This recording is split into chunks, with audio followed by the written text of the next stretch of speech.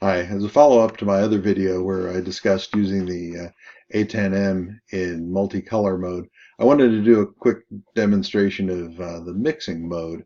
This is a kind of an interesting feature that isn't available on all 3D printers that support multiple filaments, uh, and it's got some neat effects. So let me give a quick walkthrough here. I was trying to do this with just one of the low poly rose vases, and I was using it in vase mode. And I didn't have a lot of experience with vase mode before now, so I just wanted to mention one thing I did run into that I did have to fix. When I set this up initially and printed it out, one of the things I ran into, and let me find a picture of it. One of the things I ran into was that I got a lot of gaps in my model once it was printed out. You can see these holes in the model. That ended up being an issue with with actually the slope of these of the model and the the way the filament's coming out. I fixed that fairly easily by changing the extrusion width in Simplify 3D. And so, all I've done here, I've got a fairly standard uh, process set up here, but I changed the extrusion width to 0.80, and that gave me a nice solid width, and my vase mode models come out being very nice and solid, and there are no gaps anymore or anything like that. So that's the only thing I'd mention about actually the Simplify 3D setup. Basically, what you do is you go through Simplify 3D just as normal as if you were going to be generating a single color model, and you output that, and then you run a utility that the Geeetech provides, where you import the G code. You tell it the configuration that you want to use.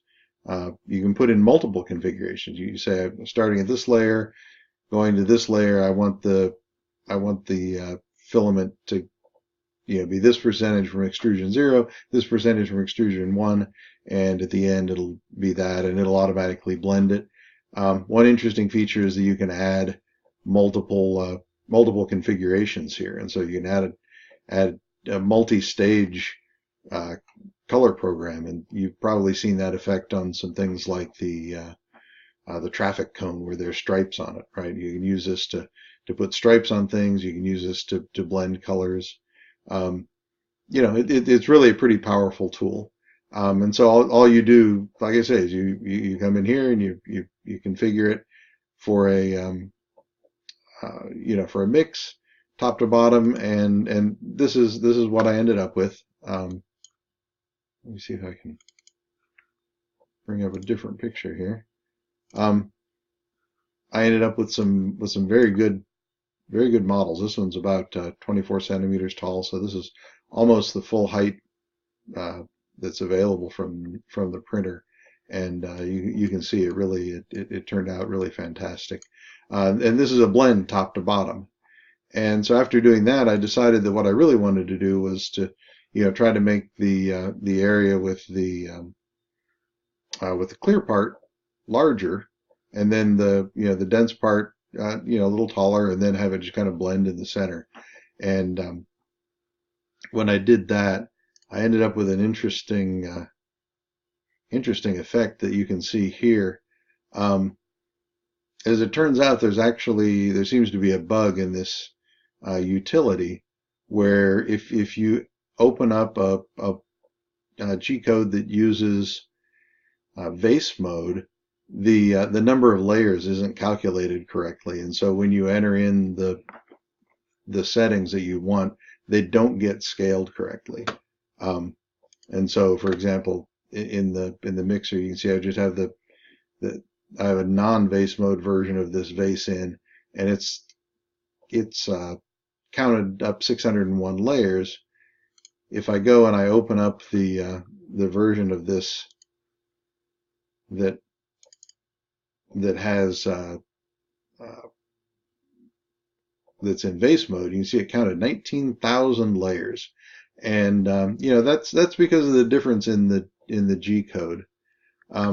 In the G code itself, for the non-vase mode version, it sets a Z value and then the XY values for that whole you know, for that whole ring, basically, for that whole layer, and then, you know, another Z value and the data for the next one.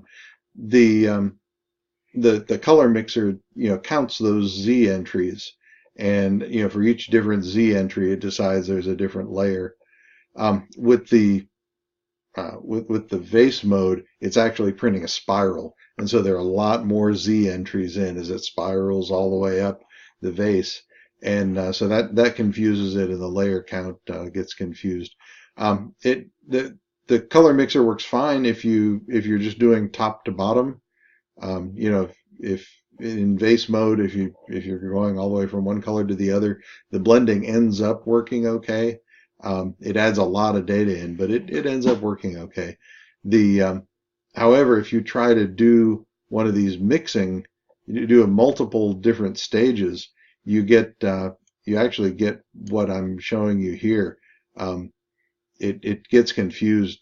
This is only about a third of the way mixed from, you know, full blue to orange. This is only about 30%, and it made it all the way to the top.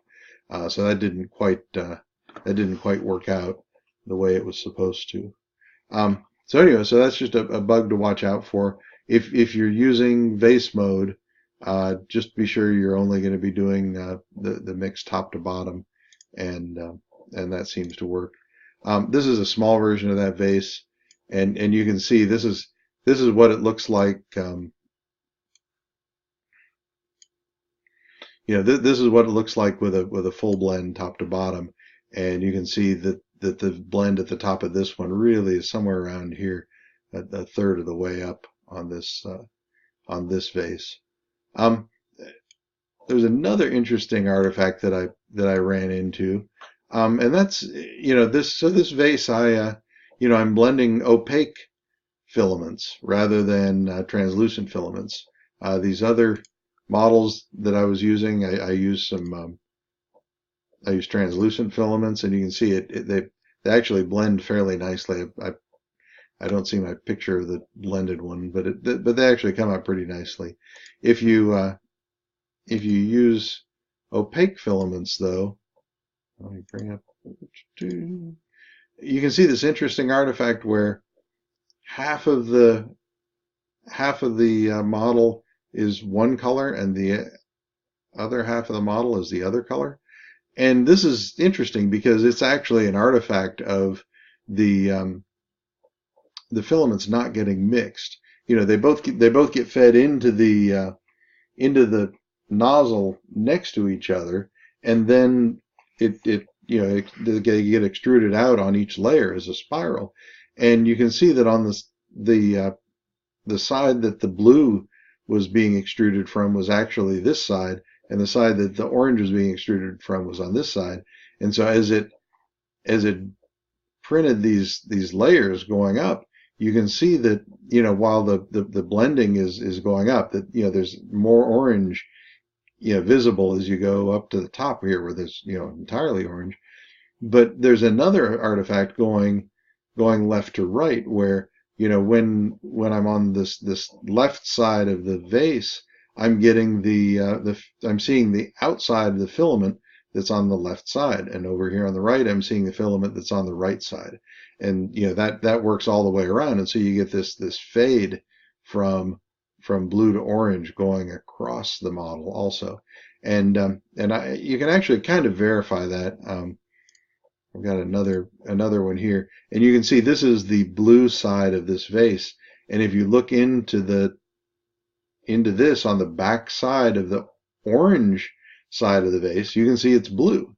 And similarly, if you turn this around on the orange side of the vase and you look in the top, it's actually orange on the inside of this vase on this side of it. So anyways, that's just an interesting artifact, I'm gonna see if I can take advantage of that and make some other interesting models up.